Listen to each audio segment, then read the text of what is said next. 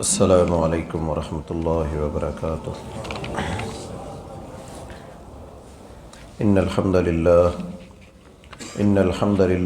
نحمده ونستعینه ونستغفره ونؤمن به ونتوکل علیہ ونعوذ باللہ من شرور انفسنا ومن سیئات اعمالنا من يهده الله فلا مضل له ومن يضلل فلا هادي له وأشهد أن لا إله إلا الله وحده لا شريك له وأشهد أن محمدا عبده ورسوله اللهم صل على محمد وعلى آل محمد كما صليت على إبراهيم وعلى آل إبراهيم إنك حميد مجيد اللهم بارك على محمد وعلى آل محمد كما باركت على إبراهيم وعلى آل إبراهيم إنك حميد مجيد أما بعد فإن خير الحديث كتاب الله وخير الهدي هدي محمد صلى الله عليه وسلم وشر الأمور محدثاتها وكل محدثة بدعة وكل بدعة ضلالة وكل ضلالة في النار أعوذ بالله من الشيطان الرجيم بسم الله الرحمن الرحيم يا أيها الناس اتقوا ربكم الذي خلقكم من نفس واحدة وخلق منها زوجها وبث منهما رجالا كثيرا ونساء واتقوا الله الذي تساءلون به والأرحام إن الله كان عليكم رقيبا يا أيها الذين آمنوا اتقوا الله وقولوا قولا سديدا يصلح لكم أعمالكم ويغفر لكم ذنوبكم ومن يطع الله ورسوله فقد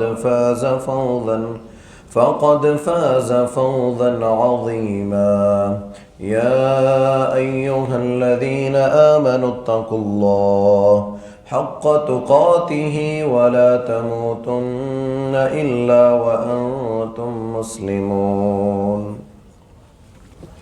صدق اللہ العظیم۔ ہر قسم کی تعریفات تمہیدات اللہ خالق و مالک کے لیے جس نے مجھے آپ احباب کو آج خطبہ جمعہ میں آنے کی توفیق عطا فرمائی۔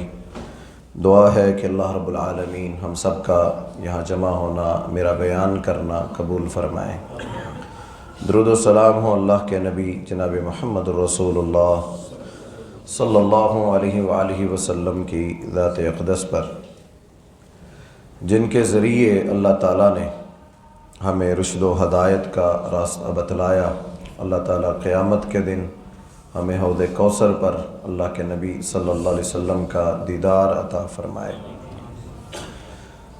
قرآن مجید میں اللہ تعالیٰ حکم دیتے ہیں ان اللہ یأمر بالعدل والاحسان، کہ اللہ آپ کو حکم دیتا ہے عدل کا اور احسان کا۔ جب عدل کی بات آتی ہے تو عموماً ہمارے ذہنوں میں یہ بات آتی ہے کہ عدل کا مطلب ہے عدالتوں میں انصاف ہونا، یا کسی کے ساتھ ظلم نہ کیا جائے، جبکہ عدل کا معنی بہت ہی بڑا اور بڑا وسیع ہے۔ اللہ رب العالمین نے اور جناب محمد رسول اللہ صلی اللہ علیہ وسلم نے اس کو باقاعدہ لوگوں کو مثالیں دے دے کر، باتیں بتلا کر سمجھایا کہ تم نے عدل کے ساتھ اپنی زندگی بسر کرنی ہے۔ وہ اللہ کے ساتھ عدل ہو، اللہ کے ساتھ کوئی ظلم نہ کرے۔ عدل کے مقابلے میں لفظ آتا ہے ظلم کا، کہ اللہ کے ساتھ کوئی ظلم نہ کرے، اپنے اہل و عیال کے ساتھ، رشتہ داروں کے ساتھ ماں باپ کے ساتھ، بہن بھائیوں کے ساتھ، اپنے آپ کے ساتھ، معاشرے اور سوسائٹی کے ساتھ ظلم نہ کرو، یعنی عدل کے ساتھ اپنی زندگی بسر کرو۔ اللہ کے رسول صلی اللہ علیہ وسلم نے غزوہ حنین میں مال تقسیم کیا۔ مال غنیمت تقسیم کرتے ہوئے اللہ کے نبی صلی اللہ علیہ وسلم نے کچھ لوگوں کو مال زیادہ دے دیا۔ اب وہ مال کی جو کثرت تھی، وہ زیادتی تھی جو آپ نے چند لوگوں کو دے دیا جو سردار تھے، نئے نئے مسلمان ہوئے، نبی صلی اللہ علیہ وسلم نے ان کو مال زیادہ دے دیا۔ تو چند لوگ یہ بات محسوس کر گئے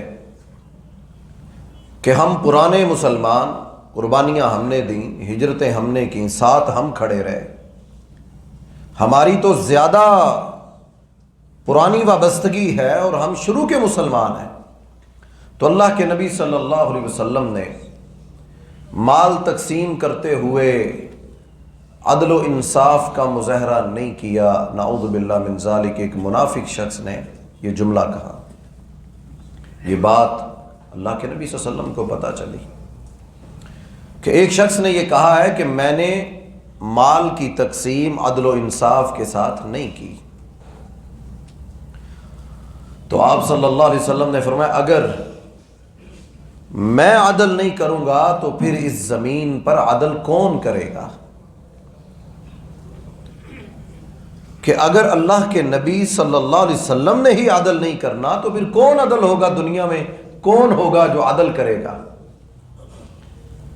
تو آپ صلی اللہ علیہ وسلم نے فرمایا کہ یہ جن کو مال میں نے زیادہ دیا، اس کی وجہ یہ تھی کہ یہ اسلام کی شان و شوکت کو، مال و دولت کو، آج فراوانیوں کو دیکھ کر مسلمان ہوئے، تو اس لیے مال ان کو زیادہ دیا گیا کہ یہ اسلام کے ساتھ جڑے رہیں۔ اور یہ مال کی زیادتی اس لیے نہیں تھی کہ عدل و انصاف کا تقاضا پورا نہ کیا جائے، تو بلکہ آپ صلی اللہ علیہ وسلم کے یہ جملے کہ اگر میں محمد صلی اللہ علیہ وسلم نے عدل نہیں کرنا تو کون کرے گا؟ تو اللہ کا یہ حکم تھا کہ اے نبی صلی اللہ علیہ وسلم آپ بھی عدل و انصاف کے ساتھ پیش آئیں۔ کچھ لوگ اللہ رب العالمین کے ساتھ عدل نہیں کرتے، ظلم کرتے ہیں۔ اب کوئی شخص سوچے کہ اللہ کے ساتھ کون ظلم کر سکتا ہے؟ وہ اتنی بڑی طاقت، علی کل شیء قدیر، ساری زمین اس کی، آسمان اس کے، ساری کائنات اس کی۔ لیکن کچھ لوگ اللہ کے ساتھ ظلم کرتے ہیں، عدل نہیں کرتے اللہ رب العالمین کے ساتھ۔ ہم عدل کی باری آئے تو سمجھتے ہیں عدالتوں میں عدل، قانون فیصلہ آیا تھا تو عدل کے مطابق، انصاف کے مطابق نہیں ہوا۔ قرآن مجید میں آیات نازل ہوئیں الذین آمنوا ولم یلبسوا ایمانہم بظلم اولئک لہم الامن وہم مہتدون۔ اے وہ لوگوں جو ایمان لائے ہو، ولم یلبسوا، تمہارا ایمان اس وقت تک قبول نہیں ہوگا جب تک تم ظلم سے نہ بچ جاؤ۔ اب ہم انسان ہیں، میں ہوں، آپ ہیں، ہم سے چھوٹی چھوٹی غلطیاں تو ہو جاتی ہیں نا، کوئی زیادتی ہو گئی، کوئی جملہ نکل گیا، کسی کو کچھ کہہ دیا۔ جب یہ آیات نازل ہوئیں الذین آمنوا ولم یلبسوا ایمانہم بظلم، کہ جس کے ایمان کے اندر ظلم شامل ہوا، اللہ کے ہاں اس کا ایمان قبول ہی نہیں ہوگا۔ سارے صحابہ پریشان ہو گئے، اللہ کے نبی صلی اللہ علیہ وسلم یہ کیسی آیات اللہ نے اتار دی؟ ہم انسان ہیں، چھوٹی چھوٹی غلطیاں، کوتاہیاں ہم سے ہو جاتی ہیں۔ ظلم کا مطلب صحابہ کرام نے لیا زیادتی کر دینا، نا انصافی کر دینا کسی کے ساتھ، محبت میں کمی آ جانی، کسی کے ساتھ کچھ معاملہ کرنا تھا نہیں سمجھ آئی، انسان ظلم کر بیٹھا۔ تو چھوٹی چھوٹی غلطیاں ہو جانا انسان کے جسم کے اندر، اللہ تعالیٰ نے خطاؤں کا پتلا ہے، آدم کی ساری اولاد خطا کار ہے، لیکن بہترین آدم کی اولاد میں سے وہ ہے جو غلطی ہونے کے بعد توبہ کر لیتا ہے، اپنے گناہ سے پھر جاتا ہے، رجوع کر لیتا ہے۔ آدم کے ساری اولاد خطا کار ہے۔ تو جب یہ آیتیں نازل ہوئیں تو صحابہ کرام میں بے چینی پیدا ہو گئی، کہ ایمان قبول نہیں ہوگا جس کے ایمان میں ظلم شامل ہوگا۔ اللہ کے نبی صلی اللہ علیہ وسلم کے پاس آئے، کہا اللہ کے رسول ہم تو انسان، آپ نبی ہیں، انبیاء کا مقام ہے، مرتبہ ہے، ہم عام انسان ہیں، ہم سے غلطیاں ہو جاتی ہیں، ہم کوئی بات کر جاتے ہیں، کوئی رشتہ داروں میں، برادری میں، بیٹا باپ کے ساتھ، باپ بیٹے کے ساتھ، تو اللہ رب العالمین نے یہ شرط لگا دی کہ ایسا ایمان قبول نہیں ہوگا جو ظلم کے ساتھ ہو۔ تو اللہ کے نبی ہم تو بڑے پریشان ہیں کہ ہماری تو ساری زندگی کی محنتیں، عبادتیں تو ختم ہو گئیں، اگر ایمان نہیں تو باقی کیا بچے گا؟ تو نبی علیہ السلام نے فرمایا تم اس ظلم کا مطلب غلط سمجھے ہو۔ اس ظلم کا مطلب یہ نہیں ہے کہ کوئی کسی کے ساتھ زیادتی کر دے، نا انصافی کر دے، بلکہ یہ ظلم کا مطلب کیا ہے جو لقمان علیہ السلام نے قرآن مجید میں اپنے بیٹے کو کہا، یا بنی لا تشرک باللہ ان الشرک لظلم عظیم۔ یہ ظلم جو ہے، ایک ہے انسان کے ساتھ ظلم کرنا، اللہ کے ساتھ ظلم کرنا یہ اس سے بھی بڑا گناہ ہے۔ فرمایا اس ظلم کا مطلب یہ ہے کہ انسان اللہ رب العالمین کے ساتھ شرک کرتا ہے۔ جو اللہ کے ساتھ شرک کرتے ہیں وہ عدل و انصاف نہیں کرتے، وہ ظالم ہیں، وہ ظلم کرنے والے ہیں۔ اللہ رب العالمین کے معاملے کے اندر اللہ کے نبی صلی اللہ علیہ وسلم نے صحابہ کرام کو یہ تفسیر اور تشریح سمجھائی، جو ہم سمجھتے تھے کہ عدل و انصاف عدالتوں میں، گھروں میں، لین دین میں، عدل و انصاف شرک کے معاملے میں بھی، کہ اللہ کے سوا کسی کو بھی وہ حق نہیں دیا جا سکتا جو اللہ رب العالمین کا ہے۔ جو صفتیں اللہ کی ہیں وہ بندوں میں نہیں ہو سکتی۔ پیدا کرنے والا، مشکلات سے نکالنے والا، اولاد دینے والا، اولاد چھیننے والا، بگڑیاں بنانے والا، مشکل کشا، وہ ایک ہی ذات ہے، وہ اللہ رب العالمین کی ہے۔ اے مسلمانوں، اے بندو، اللہ کے ساتھ ظلم نہ کرو۔ یہ اللہ تمہیں حکم دیتے ہیں، ان اللہ یأمر بالعدل والاحسان، اللہ تمہیں حکم دیتے ہیں کہ اللہ کے ساتھ عدل کرو۔ وہ کیا ہے؟ کہ تم ظلم نہ کرو، شرک نہ کرو، اللہ کے حقوق بندوں میں نہ لے کے آؤ، بندوں کو وہ سارے حق نہ دو جو خالق و مالک کے ہیں۔ یہ اللہ رب العالمین کے ساتھ عدل و انصاف ہوگا۔ پھر اس سے آگے اللہ کے نبی صلی اللہ علیہ وسلم نے صحابہ کرام کو کہا اپنے آپ کے ساتھ عدل کرو۔ ہم اپنے آپ کو دیکھیں، کیا ہم واقعتاً صحیح اسلامی زندگی گزار رہے ہیں؟ ہر کوئی اپنے آپ کو دیکھے، میرا گھر، میری دکانداری، میرا لائف سٹائل، کیا واقعتاً میں مسلمان ہوں اور میری زندگی مسلمانوں جیسی گزر رہی ہے؟ پوچھنا چاہیے نا، اپنے آپ سے تو انسان پوچھ سکتا ہے، میں اپنے آپ کے ساتھ عدل و انصاف کر رہا ہوں کہ نہیں؟ میرے آپ اپنے اندر دیکھنا چاہیے جھانک کے، تو اپنے نفس کے ساتھ عدل کرنا۔ صحابہ کرام رضوان اللہ علیہم اجمعین تو نیک تھے، عبادت گزار تھے۔ ہم اپنے آپ کو دیکھیں، ہماری روٹین کیا ہے؟ بے جا گھروں سے باہر رہنا، فضولیات میں لگے رہنا، اپنے نفس کو ایسی چیزوں کا عادی بنا لینا جن کا نہ دین، نہ دنیا، نہ گھر، نہ سوسائٹی کو، کسی کو کوئی فائدہ نہیں۔ ایک ایسی بے جا مصروفیت بنائی ہوئی، سارا دن گھروں سے باہر رہنا، گلی میں، چوکوں میں، چوراہوں میں، یہ اپنے آپ کے ساتھ انصاف نہیں ہے۔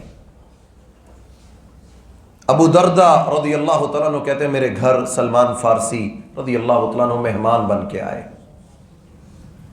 سلمان فارسی رضی اللہ تعالیٰ عنہ خود بیان کرتے ہیں کہ میں نے ابو دردہ کو دیکھا کہ رات کے وقت میرے قریب آئے، مصلی بچھا لیا، ساری رات عبادت کرتے رہے، ساری رات عبادت، نہ مجھے ٹائم دیا۔ گھر مہمان آیا ہے، مہمان کو ٹائم دیا جائے، مہمان کا حق ہے، اس کی عزت کی جائے۔ نبیوں کے جو اللہ تعالیٰ نے قرآن مجید میں قصے بیان کیے، وہاں انبیاء کی مہمان نوازی کا ذکر کیا۔ ابراہیم علیہ السلام کو دیکھیے، گھر میں کھانے کے لیے کچھ نہ تھا تو بکرے ذبح کر کے ان مہمانوں کے سامنے، جو فرشتے خوشخبری لے کر آئے تھے اور لوط علیہ السلام کی قوم کو تباہ کرنے آئے تھے، بکرے ذبح کر کے ان کے سامنے پیش کر دیے، جو کچھ نہیں تھا وہ بھی پیش کر دیا۔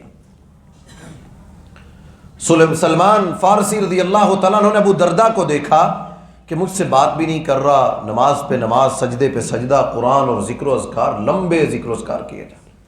صبح ہوئی، ابو درداء کو کہنے لگے ابو درداء یہ جو تم کر رہے ہو نا یہ صحیح نہیں ہے۔ اب کیا کر رہے تھے؟ ساری رات موبائل پہ لگے تھے، ساری رات کیا گپوں میں لگے ہوئے تھے؟ کر عبادت رہے ہیں، اللہ کو منا رہے ہیں نا، پڑھ تہجد رہے ہیں، قرآن پڑھ رہے ہیں۔ کہا ابو درداء جو یہ تم کر رہے ہو یہ صحیح نہیں کر رہے، تمہارے نفس پر اللہ کا بھی حق ہے، تمہارا اپنا بھی حق ہے، تمہاری آنکھوں کو آرام چاہیے، تم نے نیند پوری نہیں کی، ساری رات تم جاگتے رہے، عبادت کرتے رہے، اور یہ جو تم کر رہے ہو یہ صحیح نہیں کر رہے۔ میں تمہارے گھر مہمان تھا، مجھے تم نے ٹائم نہیں دیا، تمہارے بیوی بچوں کا حق تھا، تم نے وہ حق نہیں دیا۔ ابو درداء رضی اللہ تعالیٰ عنہ فوراً رسول اللہ صلی اللہ علیہ وسلم کے پاس گئے کہ اللہ کے رسول مجھے سلمان نے یہ کہا ہے کہ تو صحیح نہیں کر رہا۔ آپ نے فرمایا صدقہ، سلمان نے جو کہا ہے وہ سچ کہا ہے، کہ اپنی ذات پر بھی، اپنے آپ کے اوپر بھی عدل و انصاف کرو، اپنے جسم کو بے جا، وہ تو نیکیوں میں کھپا رہے تھے لیکن عبادت بھی کہا اعتدال کے ساتھ کرو، زیادتی نہ کرو کہ اتنی کرنے لگ جاؤ کہ دنیا کی ہوش نہ ہو، اور دنیا میں اتنے مگن ہو جاؤ کہ دین کی ہوش نہ ہو۔ اسلام اس کو پسند نہیں کرتا۔ میانہ روی ہو اپنے آپ کے ساتھ، عدل و انصاف۔ اپنے آپ کے ساتھ کیا عدل ہے؟ اپنے آپ کو وقت دو، اپنے جسم کی، اس کو نیند چاہیے، آرام چاہیے، اس کو آرام دو، بے جا اس کو تھکانا۔ یہ جسم ہمارے پاس اللہ کی امانت ہے، اور اس امانت کے بارے میں قیامت کے دن سوال ہوگا۔ ثم لتسألن یومئذ عن النعیم، ہم نے تمہیں یہ جوانی دی تھی، تم اپنی مرضی سے اس کو کیسے کسی بھی کام میں لگا سکتے ہو؟ یہ ہر ایک کو اجازت نہیں ہے۔ اپنے آپ کے ساتھ زیادتی نہ کرو۔ وہ عبادتیں کرتے تھے۔ عبداللہ بن عمر رضی اللہ تعالیٰ عنہ اللہ کے نبی صلی اللہ علیہ وسلم کے پاس آئے، ساری رات نفل پڑھتے تھے، ساری رات نفل پڑھتے تھے، دن کو روزہ رکھتے تھے۔ اللہ کے نبی صلی اللہ علیہ وسلم کو کہنے لگے اللہ کے رسول میں ایک دن میں قرآن مکمل کرتا ہوں، تو اللہ کے نبی صلی اللہ علیہ وسلم نے منع فرما دیا، فرمایا یہ اپنے آپ کے ساتھ زیادتی ہے۔ عبداللہ جس نے 3 دن سے پہلے قرآن ختم کیا، اس نے تو اپنے آپ کو، اس نے قرآن کو سمجھا ہی نہیں۔ کچھ لوگ گھر میں آئے، کہنے لگے سید عائشہ رضی اللہ تعالی عنہا سے کہ ہمیں اللہ کے نبی صلی اللہ علیہ وسلم کی عبادت بتائیے۔ سنا جاتے ہوئے کہنے لگے یہ تو اللہ کے نبی ہیں، ان کا مقام اور مرتبہ ہے، ہم انسان ہیں، ہمیں تو زیادہ اللہ کو منانا چاہیے۔ ایک کہنے لگا میں ساری زندگی شادی نہیں کروں گا، عبادت کروں گا۔ دوسرا کہنے لگا میں ساری زندگی نفل روزے رکھوں گا، کبھی قضا نہ کروں گا۔ تیسرا کہنے لگا میں ساری زندگی قیام میں، تہجد میں گزار دوں گا۔ نبی علیہ السلام کے پاس سید عائشہ رضی اللہ تعالیٰ عنہ کا اللہ کے رسول 3 لوگ آئے، یہ باتیں نبی صلی اللہ علیہ وسلم نے ان کو بلایا، فرمایا اگر تم اس طرح عمل کرتے کرتے زندگی گزار دیتے تو اسلام پہ نہ مرتے۔ میں جناب محمد رسول اللہ صلی اللہ علیہ وسلم، میں سوتا بھی ہوں، عبادت بھی کرتا ہوں۔ 9 بیویاں بیک وقت اللہ کے نبی صلی اللہ علیہ وسلم کے نکاح میں تھیں، میں اپنی بیویوں کو بھی وقت دیتا ہوں، میں عبادت بھی کرتا ہوں، میں نے شادیاں بھی کی ہیں، تم کہتے ہو ہم شادیاں نہیں کریں گے، میں روزے رکھتا بھی ہوں اور کچھ دنوں میں چھوڑ بھی دیتا ہوں۔ اللہ کے نبی صلی اللہ علیہ وسلم نے یہ طریقہ سمجھایا، اپنے آپ کے ساتھ انسان زیادتی نہ کرے، وہ دینی معاملے ہی کیوں نہ ہوں، وہ عبادات ہی کیوں نہ ہو، اپنے ساتھ زیادتی نہ کرے۔ اور ہم اپنے آپ کو دیکھیں کہ دنیاوی بڑے کم ہوں گے جن کی یہ ہم مثال دے سکیں کہ وہ اتنے نفل پڑھتے ہیں کہ اپنے ساتھ زیادتی کرتا ہے، وہ اتنا قرآن پڑھتا ہے کہ اپنے ساتھ زیادتی کرتا ہے کہ گھر والوں کو ٹائم نہیں دیتا، دکان کو سارا دن قرآن پڑھتا رہتا، بہت کم ہے۔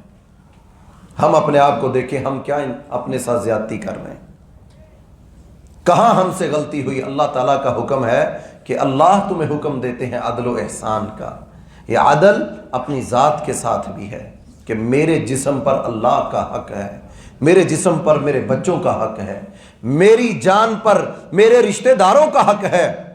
عدل و انصاف میں یہ بھی شامل ہے انسان اپنی ذات کے ساتھ عدل و انصاف کرے۔ پھر اس سے آگے عدل و احسان کرتے ہوئے اپنے اہل و عیال کے ساتھ، جیسا میں نے بتایا اللہ کے نبی صلی اللہ علیہ وسلم کی 9 بیویاں تھیں، بیمار بھی ہوتے تھے، تندرست ہوتے تھے، جہاد کے میدانوں میں جاتے تھے، سفر تھا، 23 سال نبوت والی زندگی کے کوئی ایک دن، ہم تو کہتے ہیں نا اتوار سنڈے ویکنڈ ہے ہمارا آرام کا دن، اسلام میں یہ ویکنڈ کا تصور نہیں ہے۔ اللہ کے نبی صلی اللہ علیہ وسلم کی 23 سالہ نبوت والی زندگی میں کوئی ایک ویکنڈ دکھا دیں، آپ نے کہا آج تو چھٹی ہے جناب، کوئی کام نہیں، نہ نمازیں نہ کچھ، سارا کچھ نہیں جناب، سارا دن گھر میں رہنا ہے ہم نے، فیملی ٹائم ہے ہمارا۔ یہ ایک عجیب کنسپٹ ہمارے یہاں چل جی، سارے دن کے ہم ہفتے میں ایک دن تو فیملی کو دیتے ہیں۔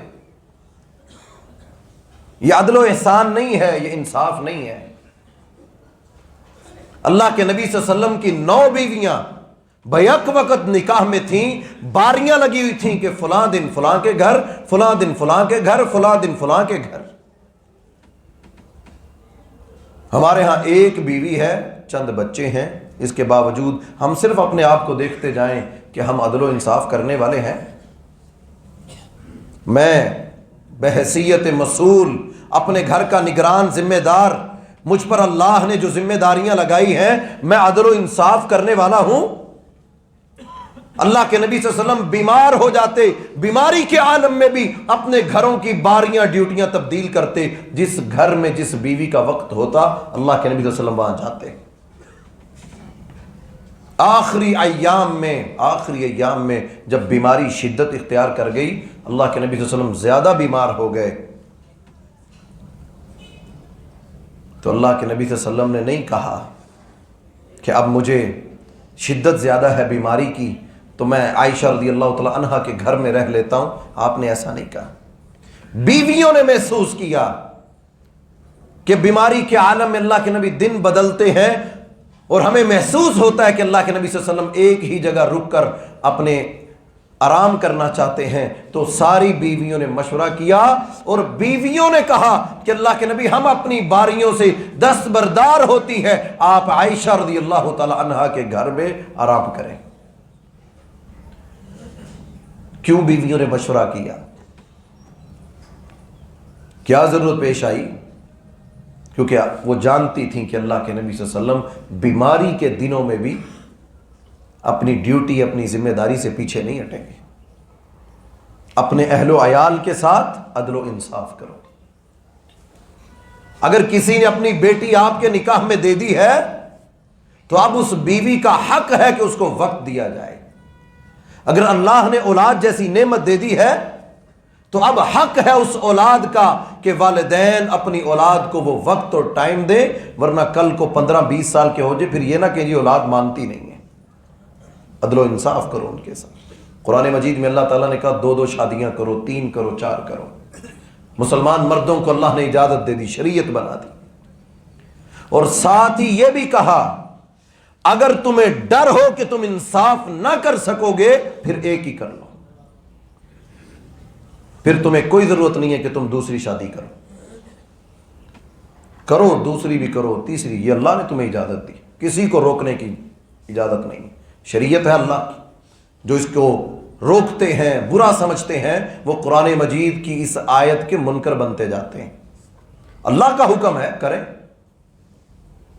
2 کریں، 3 کریں، لیکن قرآن مجید میں یہ بھی کہا اگر تمہیں خوف ہو کہ تم عدل و انصاف نہ کر سکو گے تو پھر ایک ہی کافی ہے تمہارے لیے۔ بلکہ یہاں تک وعید بیان کی کہ اگر کوئی شخص دوسری شادی کرتا ہے یا تیسری کرتا ہے، عدل و انصاف نہیں کرتا، قیامت کے دن آئے گا آدھا جسم اس کا مردہ ہوگا۔ یہ اہمیت ہے عدل و انصاف کی، اہل و عیال کے ساتھ، اپنے گھر والوں کے ساتھ انصاف اور عدل کے ساتھ پیش آنا۔ اللہ کے نبی صلی اللہ علیہ وسلم نے ایک صحابی کو دیکھا، وہ آ گیا، کہتا اللہ کے رسول میری کئی بیویاں ہیں، اولاد اللہ نے مجھے دی ہے، لیکن ایک بیوی وہ مجھ سے آج مطالبہ کرنے لگی کہ میرا ایک ہی بیٹا ہے، اس سے وہ کہنے لگی کہ میرے بیٹے کو کچھ تحفہ دو، کوئی جائیداد، کوئی پلاٹ اس کے نام کر دو۔ تو میں نے اسے کہا میں اللہ کے نبی صلی اللہ علیہ وسلم کو اس پلاٹ پر گواہ بناؤں گا، تو میں اللہ کے نبی آپ کے پاس آیا ہوں، میری یہ بیوی ہے اور اس کا یہ بیٹا ہے، تو ہے میرا بیٹا، تو میں اس کو اپنی یہ فلاں پراپرٹی اس کے نام کرنا چاہتا ہوں۔ اللہ کے نبی صلی اللہ علیہ وسلم نے پوچھا تمہاری باقی اولاد ہے؟ کہا جی اللہ کے رسول، باقی اولاد بھی ہے، فلاں بیوی سے اتنے بچے اتنے بچے۔ آپ صلی اللہ علیہ وسلم نے فرمایا تم ظلم پر مجھے گواہ بنانے آئے ہو، کہ تم ظلم کرنے لگے ہو، ایک بیٹے کو وراثت میں سے حصہ دے رہے ہو، باقیوں کو تم نے پوچھا تک نہیں، ظلم کے اوپر مجھے گواہ بنانے آئے ہو، چلے جاؤ، میں تمہاری اس ظلم پر کوئی گواہی نہیں دوں گا۔ اگر تم عدل و انصاف کرنا چاہتے ہو تو باقی بچوں میں بھی اسی طرح تقسیم کرو، پھر مجھے گواہ بناؤ۔ اللہ کے نبی صلی اللہ علیہ وسلم نے اس باپ کو بیٹے کے ساتھ یہ معاملہ کرنے پر روک دیا۔ محبت ہو جانا، پیار ہو جانا اپنی جگہ، لیکن اللہ کا حکم ہے عدل و انصاف کرو۔ یہی وجہ ہے کہ صحابہ کرام رضوان اللہ علیہم مجمعین کثرت کے ساتھ مشورہ طلب کرتے تھے، عورتیں مشورہ طلب کرتی تھیں، مال آ جاتا تو اپنی ہم تو مرضی کے مالک ہیں نا، ہم مالک ہیں۔ اللہ کہتے ہیں ہم قیامت کے دن پوچھیں گے لمن الملک اليوم، بتاؤ آج مالک کون ہے؟ ہم جس چیز پر اختیار حاصل کر لیتے ہیں ہم اس کو مالک سمجھتے ہیں، یہ زمین ہماری، یہ ٹکڑا ہمارا، لیکن اس کے تقاضے عدل و انصاف کے ہم پورے کرتے ہیں کہ نہیں کرتے ہیں؟ یاد رکھیے یہ وہ موضوع ہے، یہ وہ ٹاپک ہے جس کے بارے میں رسول اللہ صلی اللہ علیہ وسلم نے فرمایا یہ زمین اور آسمان میں جو یہ بڑا کچھ اچھا اچھا نظر آتا ہے نا، یہ عدل و انصاف کی وجہ سے ہے۔ جب عدل و انصاف ختم ہو جائے گا تو یہ ہریالیاں، یہ نعمتیں، یہ بہاریں نہیں ہوں گی۔ ایک غیر مسلم نے یہ کہا تھا صحابی رسول رضی اللہ تعالی عنہ کو، اللہ کے نبی صلی اللہ علیہ وسلم نے، ایک ہے قانون کی نظر میں سب برابر، معاشرے میں عدالتوں کا انصاف، ہم اس پہ بھی انشاءاللہ بات کرتے ہیں، لیکن جو تین باتیں میں نے اب تک بیان کی، اللہ کے ساتھ عدل و انصاف، اپنی ذات کے ساتھ عدل و انصاف، اپنے اہل و عیال کے ساتھ عدل و انصاف، اپنی جان کے ساتھ انسان کو ظلم نہیں کرنا چاہیے۔ آگے سارے لوگ، انسان جتنے بھی ہیں وہ قانون کی نظر میں سب برابر ہیں، یہ اللہ کا قانون ہے، یہ دنیا میں کسی نے نہیں بنایا، یہ کوئی دنیا کا آرٹیکل نہیں ہے کہ سارے بڑے قانون دان بیٹھے تھے تو بیٹھ کے انہوں نے قانون بنا دیا، یہ ایسا نہیں ہے۔ پہلی کتابوں میں، بنی اسرائیل میں، یہود و نصارہ میں، تمام مذہبی کتابوں میں اور آج مسلمانوں میں اللہ رب العالمین نے عدل و انصاف کے پیمانے مرتب کر دی اور جناب محمد الرسول اللہ صلی اللہ علیہ وسلم پر شریعت بنا کر اتاری کہ آپ بھی عدل و انصاف کے ساتھ پیش آئیں، بلکہ فضیلت بیان کی۔ قیامت کا دن ہوگا، لوگ سائے کو ترس رہے ہوں گے، سایہ مل جائے، عرش کا سایہ ہوگا، اس کے سوا کوئی سائبان نہیں ہوگا۔ نبی علیہ السلام نے فرمایا 7 خوش نصیب لوگ ہیں جن کو اللہ قیامت کے دن اپنے عرش کا سایہ عطا فرمائے گا، ان میں سے ایک وہ ہوگا امام عادل، عدل کرنے والا حکمران، عادل ہوگا، انصاف کرنے والا، قیامت کے دن اللہ کے عرش کے سائے میں ہوگا۔ آواز لگے گی فلاں حکمران کو بلاؤ، فلاں منصف کو بلاؤ، اس کے پاس پنچایت لگی تھی، اس کے پاس مقدمہ آیا تھا، یہ بڑا تھا، یہ جناب جرگے کو سننے والا تھا، اس نے عدل و انصاف سے فیصلہ کیا۔ قیامت کے دن اس کا انعام کیا ہے کہ ساری دنیا سورج کی تپتی ہوئی زمین اور سختیوں میں، اور یہ اللہ کے عرش کے سائے میں کھڑا ہوگا۔ کیوں؟ دنیا میں عدل و انصاف کرتا تھا۔ اللہ کے نبی صلی اللہ علیہ وسلم، آج یہ بہت بڑی کمی ہے، کہتے سب ہیں کہ قانون سب کے لیے ایک جیسا، لیکن نظر نہیں آتا، استثناء قرار دے دیا جاتا ہے، فلاں اس سے مستثنیٰ ہے، فلاں اس سے مستثنا ہے، فلاں کا عہدہ بڑا ہے تو وہ بھی مستثنا ہے۔ بلکہ ظلم کی انتہا یہ ہے کہ ایسے لوگ ہم پر مسلط ہو گئے جنہوں نے عدل و انصاف کے سارے پیمانے ہی توڑ کے رکھ دیے۔ اسی لیے آج ہم یہ سزا بھگت رہے ہیں، کبھی کوئی مہنگائی، کبھی کوئی مہنگائی، کبھی کوئی چیز۔ یقین کیجئے صرف ملک پاکستان میں عدل و انصاف کا تقاضا پورا ہو جائے، عدالتیں انصاف کریں، قانون نافذ کرنے والے ادارے قانون پر عمل کروائیں، تو پاکستان کے 90% مسائل ویسے ہی ختم ہو جائیں گے۔ ہر نعمت اللہ نے ان کو عطا فرمائی، ہر سہولت عطا فرمائی۔ ظلم جس معاشرے میں آ جائے وہ سوسائٹیاں ترقیاں نہیں کرتی۔ جہاں عدل و انصاف ختم ہو جائے، مالدار طاقتور مال اور روپے دے کر نکل جائے اور کمزور اور بے بس دھکے کھائے اور وہ جیلوں میں بند ہو، ان کے لیے کوئی کھڑا ہونے والا نہ ہو، پھر ایسے معاشرے کے اندر اللہ کی رحمتیں نہیں آتی، برکتیں نہیں آتی۔ اللہ کے نبی صلی اللہ علیہ وسلم عدل و انصاف کا پیمانہ تھے۔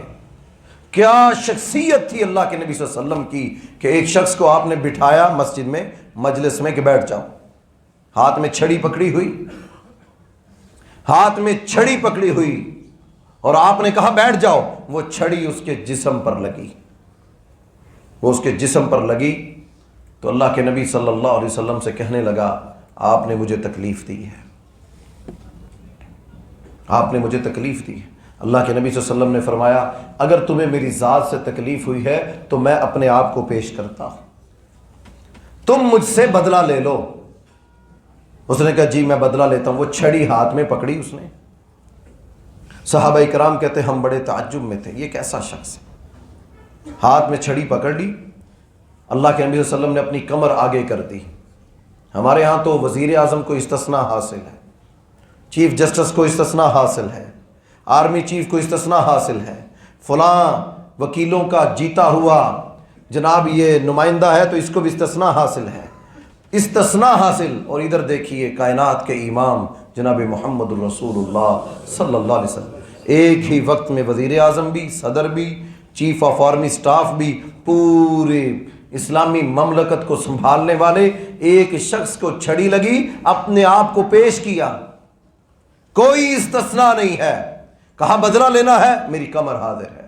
کہا اللہ کے نبی صلی اللہ علیہ وسلم جب آپ نے چھڑی ماری تھی تو میرے جسم پر قمیض نہیں تھی، چادر نہیں تھی۔ اللہ کے نبی صلی اللہ علیہ وسلم نے اپنی قمیض کو اتارا، اس شخص نے اس چھڑی کو پھینکا اور اللہ کے نبی صلی اللہ علیہ وسلم کے جسم کے ساتھ اپنے جسم کو لگا۔ کہا اللہ کے رسول میری اتنی جرأت، میں آپ سے بدلہ لوں؟ میں چاہتا تھا اس جسم سے، اس پاک جسم سے میرا جسم مل جائے، شاید جہنم کی آگ سے میں بچ جاؤں۔ صحابہ اکرام کہتے ہم نے دیکھا اللہ کے نبی صلی اللہ علیہ وسلم نے اپنے آپ کو پیش کر دیا۔ یہ ہے عدل و انصاف، یہ ہے معاشروں کے اندر جینے کے طریقے کہ جرم ہو گیا، غلطی ہو گئی، پیش کرو خود کو، قربانی دینا سیکھو۔ آج سب چاہتے ہیں کہ ہمارے ہاں نظام بڑے اچھے ہو جائیں، ادارے بہتر ہو جائیں، لیکن کتنے فیصد لوگ ہیں جو اپنے آپ کو پیش کرتے ہیں، جو قربانی دیتے ہیں؟ خواہشیں سب کی ہیں، اللہ ہمیں عمر بن خطاب جیسا حکمران عطا فرما۔ سب کی خواہشیں ہیں، اللہ ایسا عطا فرما۔ عمر بن خطاب رضی اللہ تعالیٰ عنہ کے کمال کی شخصیت، میں صبح جب ان کے بارے میں پڑھ رہا تھا، پڑھتے پڑھتے اتنے واقعات سامنے آئے، وقت کم ہے، کئی جمعے بندہ بیان کر سکتا ہے۔ کیا وہ شخصیت تھی سیدنا عمر بن خطاب رضی اللہ تعالیٰ عنہ۔ ایک خاتون کے بارے میں شک ہوا کہ اس کا خامند غائب ہے اور اس کے گھر میں کوئی آتا ہے، فوراً پیغام بھیجا اس عورت کو میرے پاس لے کے آ، اپنے دور حکومت میں کہ اس کا خامند نہیں ہے گھر میں، اس کو بلاؤ۔ عورت کو بلایا۔ اب اس عورت کو پتہ چلا امیر المومنین عمر بن خطاب نے مجھے بلایا، وہ ڈر گئی۔ وہ عورت حاملہ تھی، حاملہ عورت ڈر گئی، گھر سے نکلی عمر بن خطاب رضی اللہ تعالیٰ عنہ کے پاس ملاقات کرنا، ڈرتی ڈرتی کانپتے کانپتے وہ درد ذہ شروع ہوئی، قبل از وقت بچے کی پیدائش ہو گئی۔ ہمسایوں نے اس کی وہ پیدائش کا عمل مکمل کیا، بچے نے 2 یا 4 سانس لیے ہوں گے باہر آ کے، وہ اللہ کو پیارا ہو گیا۔ انا للہ و انا الیہ۔ عمر بن خطاب رضی اللہ تعالی عنہ کو پتہ چلا کہ جس عورت کو میں نے بلایا تھا اس عورت کا بچہ پیدا ہوا، ڈر اور خوف کی وجہ سے، اور وہ بچہ فوت ہو گیا۔ کتنے بچے روڈ میں بلاکنگ کی وجہ سے ایمبولینسوں میں مائیں جان دے دیتی، کتنی لاشیں تڑپ تڑپ کر جان دے دیتی ہیں، کیوں؟ یہاں سے فلاں نے گزرنا ہے، یہاں سے یہ گزر رہا ہے، بیمار تندرست، کوئی فکر نہیں کسی کی، گھنٹوں لوگ کھڑے ہوئے ہیں۔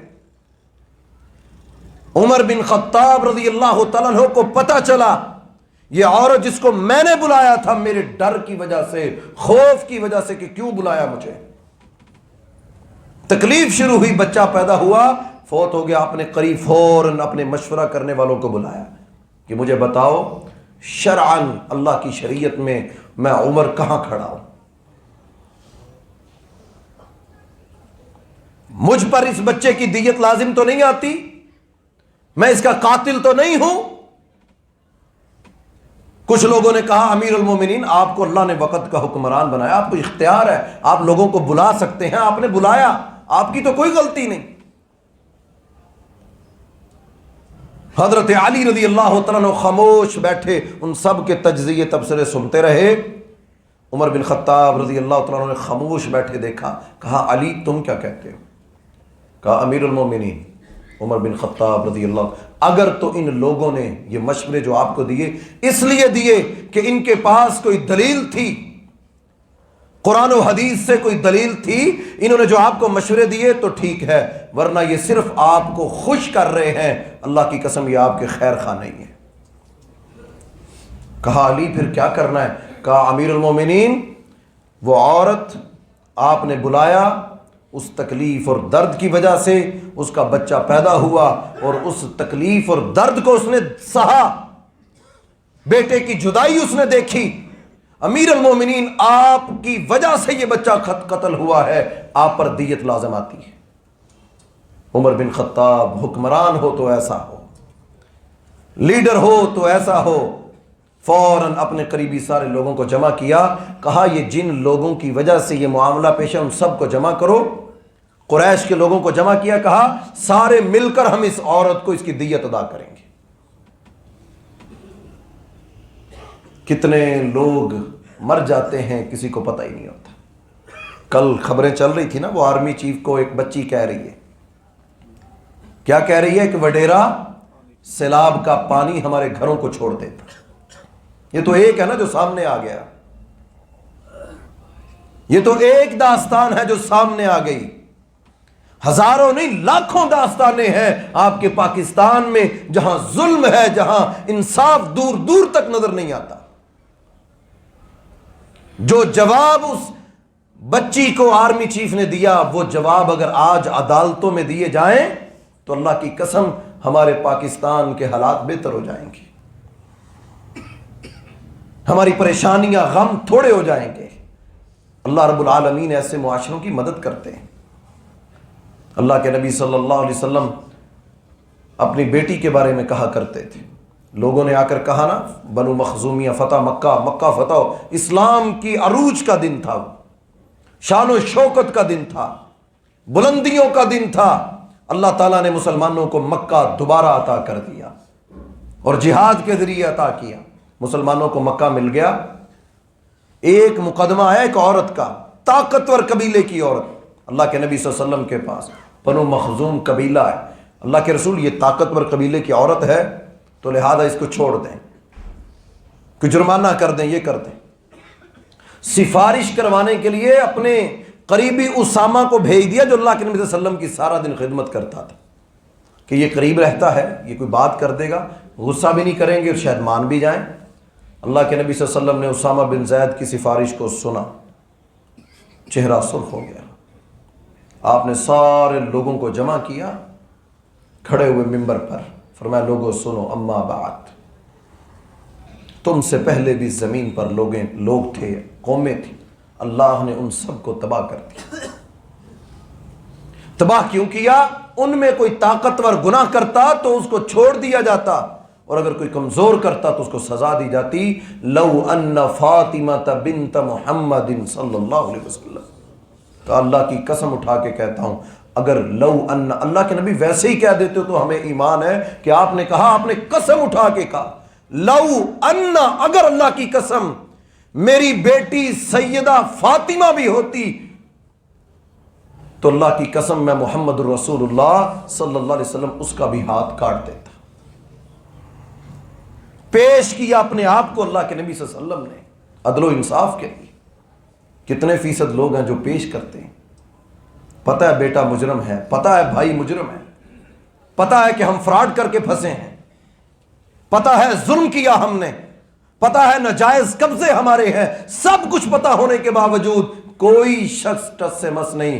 नबी अलैहिस्सलाम के पास दो अंसारी आए, कहा अल्लाह के रसूल मेरा प्लाट है, वो कहता है मेरा प्लाट है, दोनों ने प्लाट का दावा दायर कर दिया।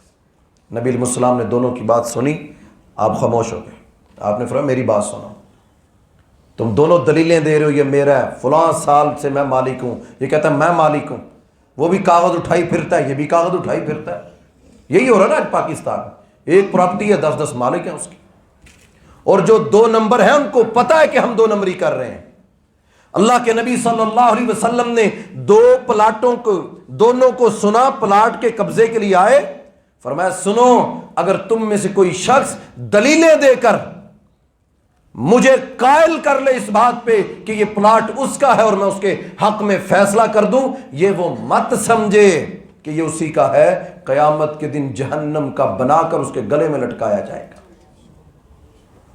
दुनिया में दलीलें देकर तो हो गया तुम्हारा, महकमे तुम्हारे, अदालतें तुम्हारी, तुमने जुल्म कर दिया, कब्जे तुम्हारे हो गए, लेकिन कयामत का दिन होगा, ये टुकड़ा, ये जमीन जितनी तुम आज कहते हो मैं मालिक हूं, तुम्हारी नहीं थी, तुम काबिज बनकर बैठे थे, बहनों के भाइयों के अदलो इंसाफ तुमने नहीं किए। कयामत के दिन ये तोक बनाकर, लॉकेट बनाकर गले में डाला जाएगा, सारी दुनिया देखेगी ये वो है जो दुनिया में अदलो इंसाफ नहीं करता था। और छुपाना, मसले को छुपा लेना, अक्सर लोग सुनते ही कम है, किसी मसला पूछते ही नहीं। क्यों? जितना पूछेंगे फंसते जाएंगे। अक्सर लोगों की साइकी है, जितना कम पूछें बस ठीक है जी, नमाज पढ़ते हैं ठीक, ज़्यादा हम बस जी मुसलमान हैं, ज़्यादा पूछते ही नहीं, सवाल ही नहीं करते। ये कोई अच्छी आदत नहीं है, पूछना चाहिए। अल्लाह की मदद आती है, रस्ते खुलते हैं, बरकतें मिलती हैं, सुन्नत पर अमल हो जाता है, किसी और को बंदा समझा देता है, मुआशरों में, सोसाइटियों में, घर में, खानदानों के लिए इंसान मिसाल बन जाता है। कई लोग रास्ता बदल लेते हैं, नहीं हमने फलां को देखा था। सुन्नत पर अमल करने के फायदे ही फायदे। अल्लाह के नबी सल्लल्लाहु अलैहि वसल्लम के पास एक यहूदी जोड़ा पकड़ कर लाया गया, मुजरिम थे, बदकारी करते हुए, जना करते हुए पकड़े गए। मदीने में अदालत मुसलमानों की थी, फैसले सारे मुसलमान करते थे। तो अल्लाह के नबी सल्लल्लाहु अलैहि वसल्लम ने उन दोनों को सुना, तो यहूदियों से पूछा कि बताओ इनकी सज़ा क्या है, तुम बताओ इनकी सज़ा क्या है। यहूदी कहने लगे जी इसकी सज़ा ये है, मुंह काला किया जाए, गधे पर इनको बिठाकर पूरे शहर में चक्कर लगाए और इनको मारा पीटा जाए। अल्लाह के नबी सल्लल्लाहु अलैहि वसल्लम ने यह बात सुनी तो अब्दुल्लाह बिन सलाम रज़ियल्लाहु तआला अन्हु, जो बाद में मुसलमान हुए, यहूदी आलिम थे, मुसलमान हो गए।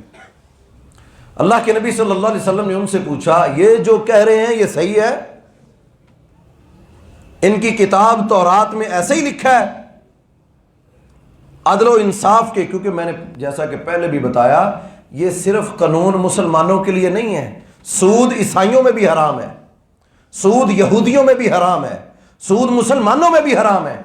इसी तरह कानून जो अल्लाह ताला ने मुसलमानों में बनाए, पहली किताबों में भी उनके ऊपर वही हराम है। ये तो अब उन्होंने फतवे देकर किताबों में तहरीफ कर करके, ये तो कुरान है जिसका वादा अल्लाह ने लिया कि इस किताब को कोई बदल नहीं सकेगा, इसकी हिफाजत खुद अल्लाह ने अपने जिम्मे ली। हमने इसको नाज़िल किया और हम ही इसकी हिफाजत करने वाले हैं। पहली किताबों का कोई ऐसा वादा नहीं था। लिहाजा वो क्या करते थे, उनके बड़े मुरब्बी, वो जहां दिल करता 4 बड़े बैठे, तहरीफ कर दी, चेंज कर दिया। اللہ کے نبی صلی اللہ علیہ وسلم نے یہودی عالم کو کہا تورات لاؤ، تورات لے کر آیا، آپ نے فرمایا اس کو پڑھ۔ وہ تورات کو پڑھنا شروع ہوا، جہاں وہ لفظ تھے نا کہ اگر کوئی زنا کرتے ہوئے، بدکاری کرتے ہوئے پکڑا جائے تو اس کو رجم کیا جائے گا، پتھر مار مار کے اس کو رجم کیا جائے گا، پہلی کتابوں میں بھی یہ سزا تھی۔ وہ یہودی عالم پڑھتے پڑھتے ان آیات کو چھوڑ گیا، اس سے آگے پڑھنا شروع کر۔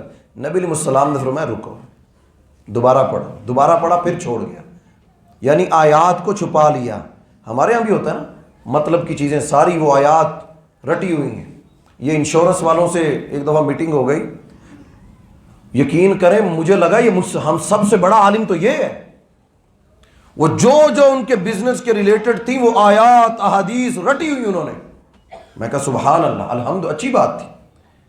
تو جو بندہ بات کرتا ہے وہ دلیل تو رکھتا ہے، تو یہودیوں نے وہ پڑھتے تھے وہ چھپا لی۔ اللہ تعالیٰ رحم فرمائے، آج بھی جو آج ظلم و ستم وہ فلسطین میں کر رہے ہیں۔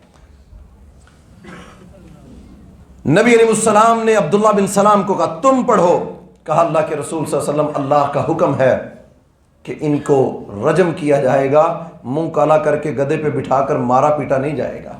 یہودیوں کو کہا تم اللہ کی آیات میں تحریف کرتے ہو اور اس کا فیصلہ یہ ہے کہ ان کو رجم کیا جائے۔ جناب محمد رسول اللہ صلی اللہ علیہ وسلم نے تورات کے قانون کے مطابق ان کا فیصلہ کیا۔ تو لوگ چھپاتے بھی ہیں کہ چھپائیں گے بچ جائیں گے، چیزیں کسی کو پتہ ہی نہ چلے۔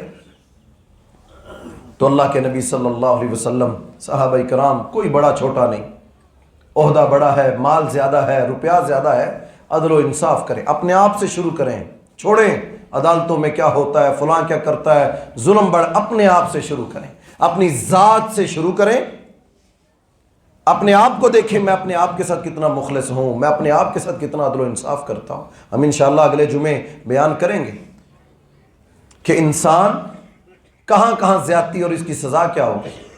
تزکیہ نفس جو ہے، اپنے نفس کا تزکیہ کرنا، وہ کیا ہوتا ہے۔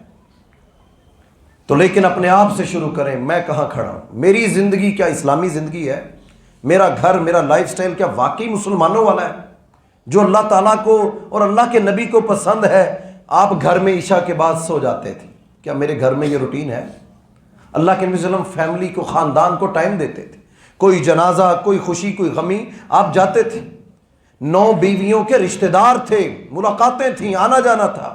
اللہ کے نبی اپنی ماں والدہ محترمہ کی قبر پر جا کر دعا کیا کرتے تھے، سارے حقوق آپ نے پورے کیے اور اسلام کی دعوت کا جو حق ادا کیا۔ صحابہ کرام کہتے اللہم اشہد، اللہم اشہد، اے اللہ تو گواہ رہنا، یہ سارے مسلمان کہہ رہے ہیں کہ اللہ کے نبی صلی اللہ علیہ وسلم پر جو دین نازل ہوا اس کا حق ادا کر دیا آپ نے۔ ان سے زیادہ مصروف ہم نہیں ہیں، ان سے زیادہ کام ہمیں نہیں ہیں، ان سے زیادہ آزمائشیں ہم پر نہیں آئیں۔ کوئی کھڑا ہو کر کہے کہ کلمہ پڑھنے کی وجہ سے میں مسلمان ہوا، میرے پورے خاندان نے میرے گلے میں رسیاں ڈالیں، اوجریاں مجھ پہ رکھیں، میری بیٹیوں کو طلاقیں دیں، کوئی ایک تو دکھائیں۔ ظلم زیادہ انہوں نے سہے، لیکن اس کے باوجود دیکھیے ساری زندگی عدل و انصاف سے گزاری، عدل و انصاف سے گزاری، اور آخری وقت میں بھی نصیحتیں اور تلقین کرتے ہوئے گئے۔ تو محترم بھائیوں، ہمیں بھی چاہیے ہم اپنے ساتھ، اپنے اہل و عیال کے ساتھ، بیوی بچوں کے ساتھ، خاندان والوں کے ساتھ، اور پھر اسی طرح قانون دان جو حکومتی عہدوں پر بیٹھے ہیں، جو ذمہ داریوں پر ہیں، ان کی تو زیادہ پوچھ گچھ ہونی ہے۔ ان کو چاہیے وہ اپنی ذمہ داریوں کا صحیح معنوں میں حق ادا کریں۔ اللہ مجھے اور آپ کو عمل کی توفیق عطا فرمائے۔ جمعے کے بعد یہ لکھ کر دے دیجیے گا۔ جی ان الحمد للہ نحمده ونستعینه ونستغفره ونؤمن به ونتوکل علیہ ونعوذ باللہ من شرور انفسنا ومن سیئات اعمالنا، من يهده الله فلا مضل له ومن يضلل فلا هادي له، واشهد ان لا الہ الا اللہ وحدہ لا شریک له، واشهد ان محمدا عبدہ ورسولہ۔ بھائی جان نے سوال کیا انشورنس کے بارے میں، وقت اوپر ہو چکا ہے۔ دیکھیں اس میں پاکستان میں نہیں، پوری دنیا میں 2 طرح کے موقف ہیں۔ ایک موقف یہ ہے کہ جو لوگ کہتے ہیں کہ جائز ہے، وہ اس کی مختلف مثالیں بھی دیتے ہیں، تشبیہات بھی دیتے ہیں۔ مثال کے طور پر وہ کہیں گے جی آپ نے گاڑی ہے، اس میں سٹپنی بھی تو رکھتے ہیں، مثالیں دیں گے نا کہ آپ کو اللہ نے اولاد دی ہے، آپ مر جائیں گے، کل ان کا کون والی وارث ہوگا؟ اگر آپ یہ ان چیزوں کو مانیں گے تو پھر قرآن مجید میں جتنی توکل کی، جتنی پھر وہ کہتے ہیں یہی تو توکل ہے کہ آپ نے یہ چیزیں رکھی ہیں۔ تو اللہ کے نبی صلی اللہ علیہ وسلم اور صحابہ کرام کی پوری زندگی آپ اٹھا کے دیکھیں، بہترین نظام تھا، بہترین لائف سٹائل تھا، بہترین تھا۔ اب ایک بندے نے چند دن پہلے مجھ سے سوال کیا کہ 12,000 یا 10,000 یا سال کے 20,000 دینے ہیں اور 20 سال تک دینے ہیں، تقریباً 4 لاکھ روپیہ بنے گا، تو میرے 20 سال بعد وہ مجھے 20 لاکھ دیں گے۔ تو ایک عقل میں آنے والی چیز ہے کہ ایک بندے کو آپ نے دیا ہی 4 لاکھ ہے، وہ 20 لاکھ کس چیز کا دے رہا ہے؟ یہ آپ کے پیسے انویسٹ کرتے ہیں تو انویسٹمنٹ کے اوپر اسلام نے کہا پتہ ہو کہ آپ کا مال کہاں لگ رہا ہے، آپ کو پتہ ہونا چاہیے، وہ حرام کام میں نہ لگے۔ تو یہ پھر جو ہم بتاتے ہیں مشارکہ، تو یہ اتنی لمبی بحث ہے، لیکن مختصر یہ ہے کہ 2 طرح کے طبقے ہیں، ایک اس کو جائز قرار دیتے ہیں کہ ناجائز۔ ناجائز دینے والے کہتے ہیں اللہ کے نبی صلی اللہ علیہ وسلم اور صحابہ کرام نے ساری زندگی آزمائشیں بھی دیکھی، مشکلات بھی دیکھی، ان کے بچے بھی پڑھے، دنیا میں آگے آئے، تو کتنے فیصد لوگ ہیں جو بغیر انشورنس کے بھی دنیا میں کامیاب ہیں۔ تو یہ ایک سٹپنی کے طور پر جائز قرار دینا میرا اپنا بھی ذاتی موقف ہے، یہ جائز نہیں ہے۔ ہمیں اللہ پر وَمَن يَتَوَكَّلْ عَلَى اللَّهِ، اللہ تعالیٰ نے پیدا کیا ہے۔ کتنے بچے ہیں جو پیدا بعد میں ہوتے ہیں، ان کے ماں باپ فوت ہو جاتے ہیں، ان کا کون والی وارث ہے؟ جن کے ماں باپ بچہ پیدا ہوا باپ کی ڈیتھ ہو گئی، اس کی کون انشورنس کرائے گا؟ اس کی گارنٹی کون؟ ہاں، یا تو گورنمنٹ سب کے لیے لاگو کر دے، جیسے سعودی عرب میں سب کے لیے، جس کا ڈیتھ ہو گئی گورنمنٹ اس کو آن کرتی۔ تو اگر گورنمنٹ اس کو آن کرے، گورنمنٹ اس کو کہے کہ ہاں ہم حکومت ہونے کی حیثیت سے ذمہ دار ہیں، ہم اس فیملی خاندان کا خرچہ ہم اٹھائیں گے، آپ گورنمنٹ کو دیں۔ وہ جیسے تنخواہوں سے کچھ نہ کچھ کاٹ کے تو 25 سال بعد وہ کچھ دے دیتے، تو یہ چیزیں سمجھ آتی ہیں۔ تو ایک یہ لائف انشورنس کا اور یہ معاملہ، اس میں 2 طرح کے، کچھ جائز کہتے ہیں کچھ ناجائز۔ بہرحال میرا اپنا ذاتی موقف ہے کہ یہ جائز نہیں ہے۔ اللہ پر ایمان کریں، اللہ تعالیٰ بندوں کو بہت عطا کرتا ہے۔ اما بعد فإن خير الحديث كتاب الله وخير الهدي هدي محمد صلى الله عليه وسلم وشر الأمور محدثاتها وكل محدثة بدعة وكل بدعة ضلالة وكل ضلالة في النار۔ أعوذ بالله من الشيطان الرجيم۔